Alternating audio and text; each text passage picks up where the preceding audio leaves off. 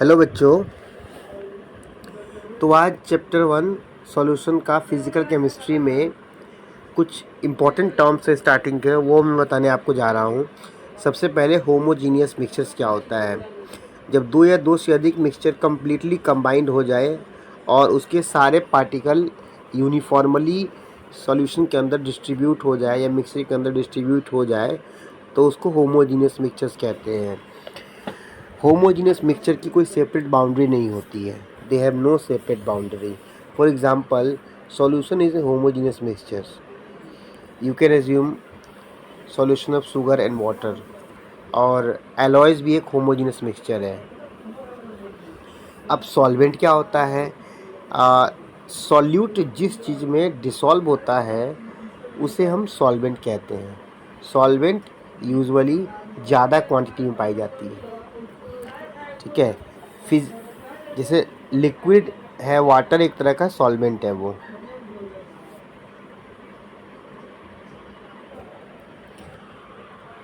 अभी अगला है सॉल्यूट। मतलब जिस चीज़ को सॉल्वेंट के अंदर डिसॉल्व किया जाता है उसको हम सॉल्यूट बोलते हैं। एक या एक से अधिक कंपोनेंट सॉल्यूट वाले हो सकते हैं। उससे अगला है मास बाई वॉल्यूम परसेंटेज। ये क्या है? एक्चुअली में हम ना कॉन्सेंट्रेशन को मेजर करते हैं। जैसे कि अगर आप एक शुगर और वाटर के सॉल्यूशन के एग्जांपल ले सकते हैं। सपोज़ कीजिए कि आपने शुगर को वाटर में मिक्स किया तो वो थोड़ा सा कम आपको मीठा लगा। थोड़ा सा और उससे मिक्स किया तो ज़्यादा मीठा हो गया, और थोड़ा मिक्स करोगे तो और ज़्यादा मीठा हो जाएगा। तो जी मीठा शब्द मैं इस्तेमाल कर रहा हूँ शुगर इन वाटर के लिए, दैट इज़ कॉन्सेंट्रेशंस ये बताता है कि सॉल्यूट का कितना अमाउंट सॉल्वेंट के अंदर अवेलेबल है, सॉल्यूशन के अंदर अवेलेबल है। तो उसको मेजर करने के लिए अलग अलग टेक्निक्स है। उसी में से एक है मास बाय वॉल्यूम परसेंटेज। ठीक है। कॉमनली इसका यूज़ मेडिसिन और फार्मेसी में किया जाता है। अगला है पीपीएम, पार्ट्स पर मिलियन। जब कोई भी सॉल्यूट बहुत कम क्वांटिटी में, स्मॉल क्वांटिटी में अवेलेबल हो किसी भी सॉल्यूशन या किसी भी चीज़ सॉल्वेंट के अंदर, तो उसको हम लोग पीपीएम से मेजर करते हैं। ठीक है। यूजुअली वाटर और एटमॉस्फेयर में जो भी पॉल्यूटेंट का कॉन्सेंट्रेशन होता है उसको हम लोग पीपीएम से ही मेजर करते हैं। इसका फॉर्मूला क्या होता है? Number of parts of the compound divided total number of parts of all component of the solution multiply 10⁻⁶। अभी अगला है मोल फ्रैक्शन। अगर फिजिकल प्रॉपर्टी की सॉल्यूशन की कंपेयर करना है या रिलेट करना है तो उसमें मोल फ्रैक्शन बहुत हेल्पफुल रहता है। अब मोल फ्रैक्शंस निकालने का फॉर्मूला क्या होता है? Number of moles of the component divided total number of moles of all the component.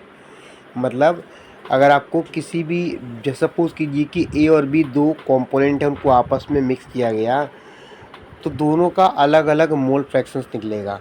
तो अगर ए की बात करें तो number of moles of the component of A लिखेंगे ऊपर, नीचे टोटल लिखेंगे।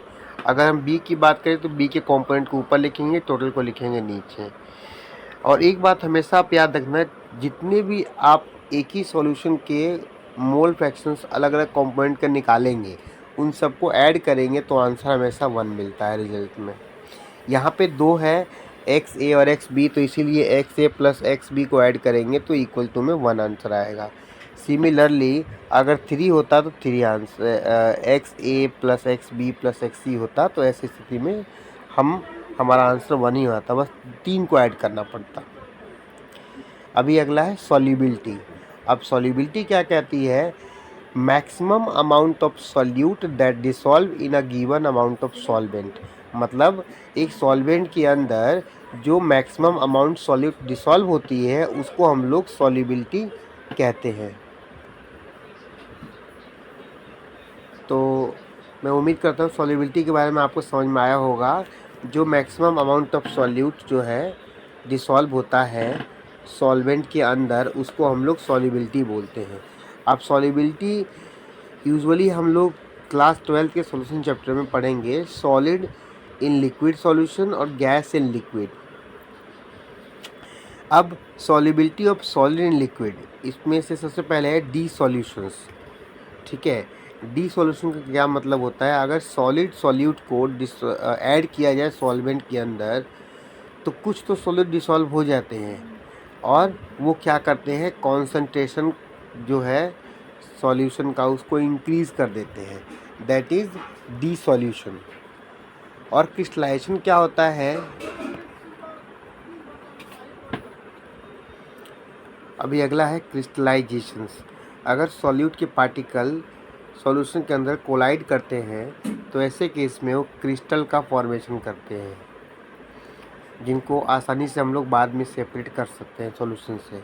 इसी प्रोसेस को कहा जाता है क्रिस्टलाइजेशन। Thank you.